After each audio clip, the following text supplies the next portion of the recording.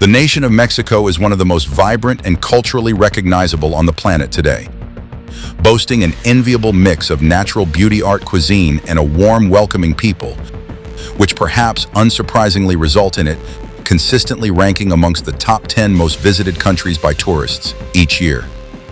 This impressive cultural offering, however, is the legacy of centuries of political, social, and economic change, which at times has been so turbulent that its imps can still be seen and felt to this day. Like much of the rest of Latin America, Mexico has been irrevocably shaped by the interaction between the Old World and the New when during the 16th century Spanish explorers arrived on its shores and initiated the largest transfer of ideas, resources, and peoples in human history since then. However, Mexico has undergone many profound changes that have uniquely affected it. But how did these events and their outcomes accumulate in such a way that they resulted in the nation we recognize? Well, today, this is the history of Mexico. The first humans to populate what would one day become the nation of Mexico, as well as the rest of the Americas, are thought to have arrived sometime between 26,000 and 19,000 years ago.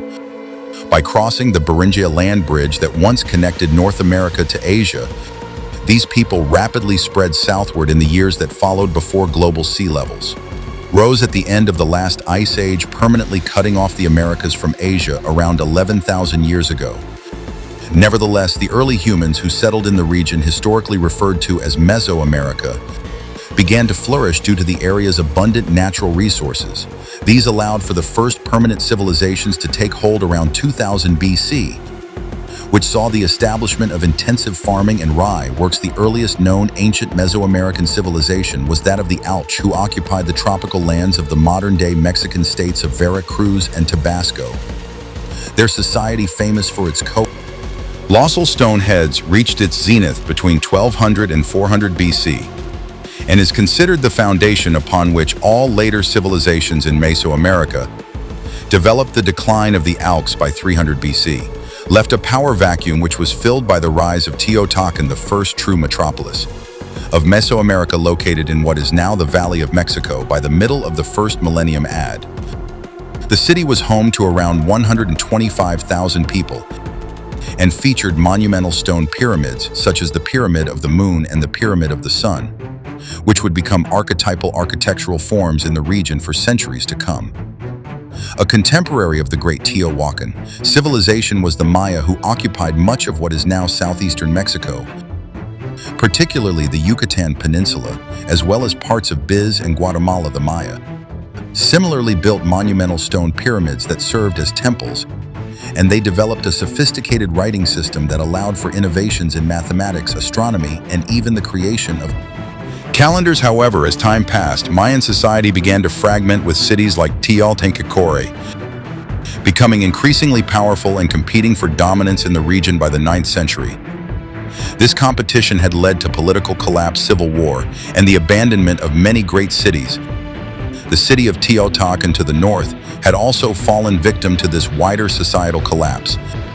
Though its decline preceded that of the Maya by some years, historians continue to debate the causes of these societal breakdowns, whether they were due to war, revolution, or even climate change. Out of this period of darkness emerged the Toltec, who had previously been a client state of Teotihuacan. The Toltecs came to rule over most of Mesoamerica by the turn of the first millennium.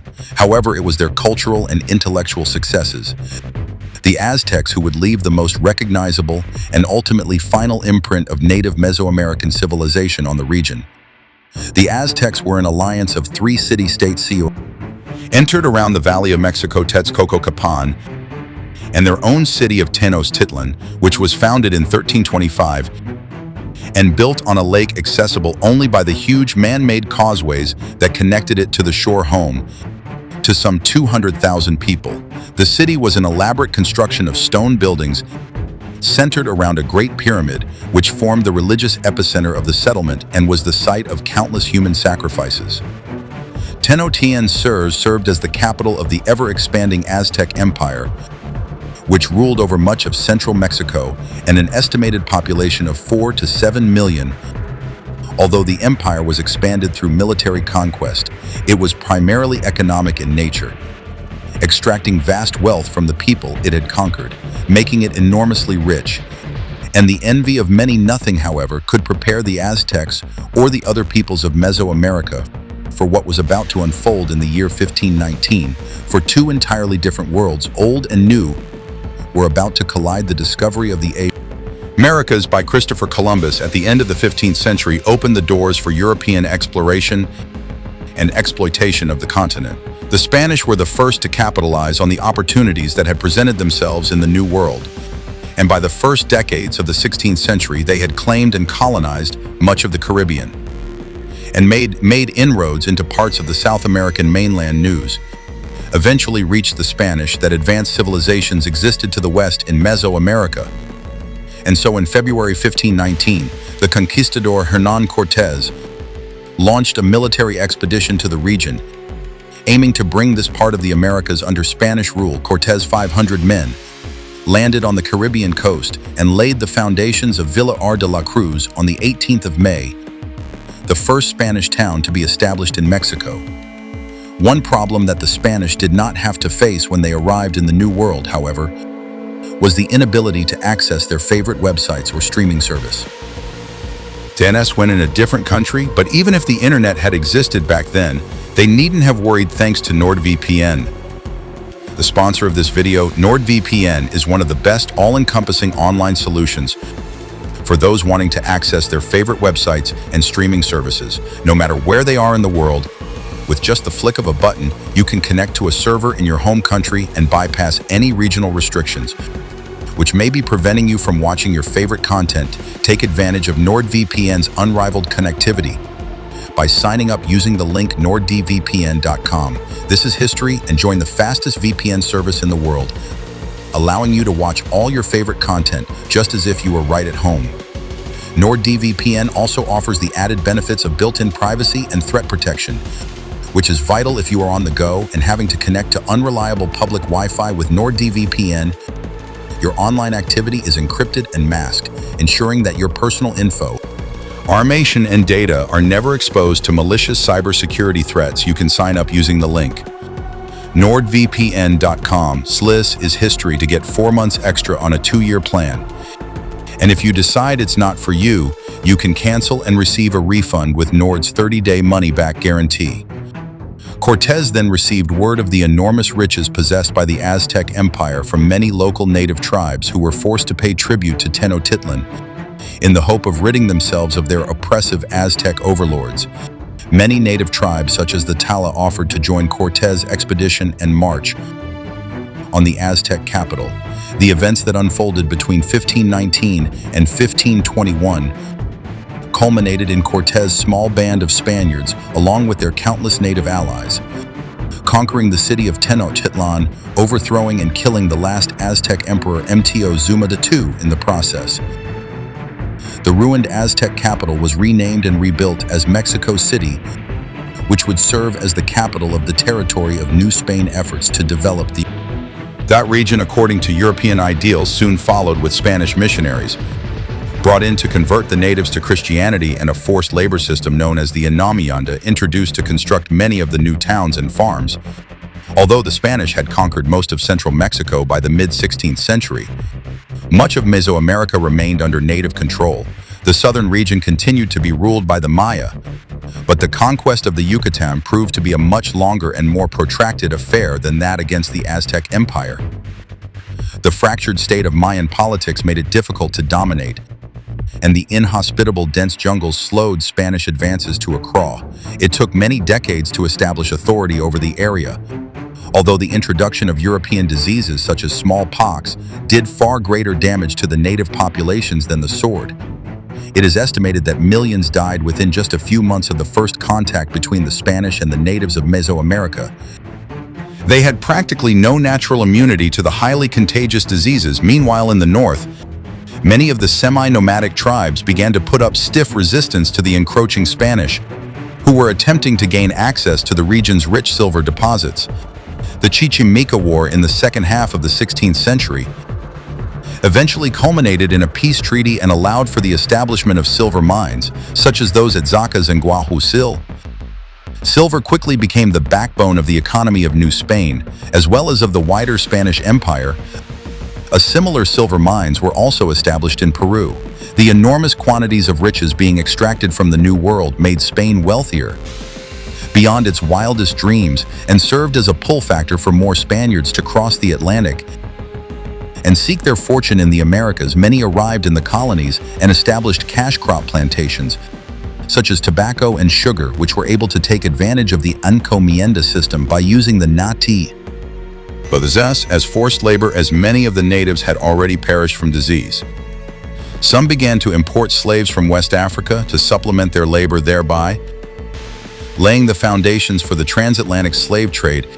As a result of this mixed population in Spain's New World colonies, a strict caste system was introduced, which divided people into a social hierarchy based on ethnicity. At the top were the Peninsulares, native Spaniards who had emigrated to the colonies to form the new ruling elite. Below them were the cross Spaniards born in the New World. They were followed by people of mixed races known as Mesos. And finally, at the bottom were the Native American Indios. Despite this segregation, Spanish and native practices fused to create many of the cultural icons of Mexico that endure to this day, including tequila, mariachi, and ishet. The most notable of these cultural synergies, however, occurred in religion, which, although officially Catholic, integrated many native customs such as the veneration of the dead, giving rise to famous holidays such as Dia de los Muertos. The territory of New Spain was governed as a viceroyalty of the Spanish Empire and expanded further in the 17th and 18th centuries. The northern limits of the territory extended into what is now the southwestern United States, with settlements such as Albuquerque, Los Angeles, San Francisco, and San Antonio being founded during this time. Meanwhile, the southern portion, consisting of modern-day Costa Rica, Nicaragua, Honduras, El Salvador, and Guatemala, was governed as the Incorporated Captaincy General of Guatemala. These regions, however, remained sparsely populated and were predominantly inhabited by natives, especially when compared to the heartland of New Spain, centered around Mexico City. The society of New Spain was dominated by the Peninsulares elite, who acted predominantly in their own interests and those of the mother country. This resulted in a fair degree of animosity between them and the lower classes of Cross and Mesos. By the turn of the 19th century, many in New Spain began to consider a move towards independence, inspired by the revolutions in the United States and France in previous decades. However, it was events in Spain itself that would ultimately result in the emergence of an independent Mexico when Napoleon Bonaparte invaded Spain. In 1808, he installed his own brother Joseph as its new king. This sent shockwaves throughout the Spanish Empire, including New Spain, as the various political factions and social classes desired different outcomes, some advocating for closer ties with Spain, while others wanted complete independence. By 1810, the latter sentiment had prevailed, with the Mexican War of Independence breaking out that same year. Initially by the priest Miguel Hidalgo, a massive but poorly organized armed insurgency began to fight the forces loyal to the Spanish crown in a conflict that lasted for over 11 years. In the end, the former royalist commander Austin Dade made an alliance with Vicente Gu, the Herrero, the insurgent leader who succeeded Higo under the Plan of Igua in 1821. They formed a unified military force that rapidly brought about the collapse of the royal government and the establishment of an independent nation. Mexico first established itself as an empire, deciding to continue under the system of monarchy inherited from Spain. Etob served as the nation's first emperor and ruled over almost the entirety of the former viceroyalty of New Spain, stretching from California to Costa Rica. However, the empire's existence was brief, lasting only 2 years until 1823, as it was marred by issues of legitimacy, conflicts between Congress and the emperor, and a bankrupt treasury. The emperor ultimately abdicated in favor of establishing the Mexican Republic that same year, which promptly led the nations of Central America to break away and chart their own paths as independent states. Like its imperial predecessor, the First Mexican Republic was plagued by political turmoil throughout its 12-year existence until it was finally overthrown in 1835 by General Antonio López de Santa Anna, who established the Centralist Republic of Mexico. In the years preceding this, various Mexican governments had pursued a policy of populating the northern territory of Taz by offering land grants to thousands of families from the United States in the hope that they would convert to Catholicism, become Mexican citizens, and act as a buffer against further American westward expansion. The Mexican government also forbade the importation of enslaved people into the region. However, these policies ultimately failed. As the people of Texas began to demand independence, the Texas Revolution was fought from October 1835 to April 1836, and saw many famous battles such as those at the Alamo and San Jacinto, which resulted in the creation of the Republic of Texas, later annexed by the United States in 1845. Tensions between the U.S. and Mexico continued into the 1840s before finally boiling over into outright war in 1846. The Mexican-American War lasted for 2 years and was a complete disaster for Mexico, as it not only suffered the humiliation of having its capital city captured and occupied by U.S. troops, but also lost the entirety of its northern territory, stretching from the Rio Grande to the Pacific, which was ceded to the United States. Further indignities for Mexico were incurred in the war's aftermath, with President Santa Anna ceding yet more land to the United States, until he was eventually overthrown and exiled. In 1855, a liberal government under President Ignacio Comonfort succeeded him, however. The drafting of the Constitution of 1857 alienated many conservatives within the country, resulting in a period of polarizing civil conflict known as the War of Reform. The liberals eventually triumphed in 1861 after 4 long and bloody years. However, this came at a cost, as the new administration under President Benito Juarez had accumulated massive amounts of war debt primarily owed to France and had begun to default on its repayments. What followed was a French invasion of Mexico in 1862, which with support from the Mexican conservatives overthrew the liberal government and restored the monarchy under a distant relative of the Spanish royal family, Archduke Ferdinand Maximilian of Austria, who became the emperor of the Second Mexican Empire. The French intervention in Mexico did not last long, and they withdrew their forces in 1867 after support for their cause began to fade. Emperor Maximilian, however, decided to stay on, although he was promptly captured and summarily executed by the liberals in the following year, 1868. And the Republic was once again restored. The upheavals of regime change continued for Mexico. Just 8 years later, in 1876, when the government was overthrown yet again, this time in an internal coup led by General Porfirio Diaz, he effectively established a dictatorship aimed at strengthening Mexico through his absolute rule, limiting any political opposition whatsoever, which he perceived to be the root cause of the country's recurring problems. A modern nation-state building program was enacted, which saw the creation of new public schools, railways, and factories, attracting a great deal of foreign investment and raising the country's living standards under Diaz's rule. This period of Mexico's history, known as the Periodo, would be one of the most stable and longest-lasting running into the beginning of the 20th century, despite some successes.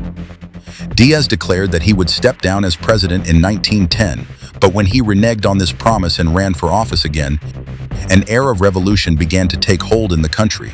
Diaz did eventually step down in 1911 and was succeeded by Francisco Madero, a moderate supporter of the revolution, but who was nevertheless overthrown and assassinated in 1930 on the orders of General Victoriano Huerta, who subsequently assumed power the following years, saw Mexico plunge into an even more chaotic state of civil war, with Huerta's regime facing off against the Constitutionalist Army led by Venustiano Carranza and other key figures like Pancho Villa and Emiliano Zapata. Although Huerta was ousted in 1914, political infighting and shifting allegiances prevented any form of peace from taking hold until 1920, by which point yet another president and several opposition leaders had been assassinated. The post-revolutionary years focused on stabilizing the nation, with Mexico's economy and political institutions being modernized by President Plutarco alias Calles. In 1924, he also established the Institutional Revolutionary Party, PRI, in 1929, which would come to dominate Mexican politics for the remainder of the century, however. Cal's presidency did face challenges, particularly from the Catholic Church and the Chr Esto War from 1926 to 1929. This was a major uprising against the anti-Catholic policies and secularization measures enacted by his government, which only ended after concessions were made to the church while maintaining the secular character. The state Mexico's fortunes began to improve dramatically with the political entrenchment of the PRI during the 1930s. By the turn of the 1940s, the country had entered a watershed moment, having seemingly turned a corner on the destructive political instability that had plagued it for much of the previous century, although it played a minor role in the Second World War. Mexico's support for the U.S. war effort in the form of equipment and labor greatly benefited the nation's economy as well as its international standing once the conflict ended.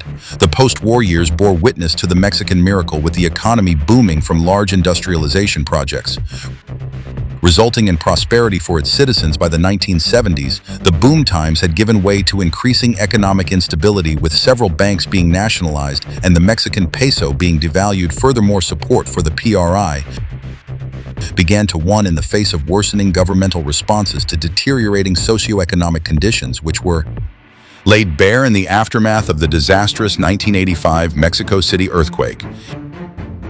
In more recent times, the nation has moved on from its legacy of re-revolution with the formation of newer political entities outside of the PRI, and has embraced closer economic ties with the USA and Canada in a bid to boost North American trade, although the country continues to face problems today, most notably in the form of the ongoing drug war against the powerful cartels. Modern Mexico has far removed itself from its revolutionary past. From the great civilizations of pre-Columbian Mesoamerica to the arrival of the conquistadors and the countless upheaval of the 19th and 20th centuries, Mexico has been shaped by constant waves of turbulent change. These have undoubtedly left their mark on the attitudes and cultural norms of the Mexican people, who, instead of dwelling on the dark times of the past, dedicate themselves to celebrating and living their lives to the fullest in the here and now.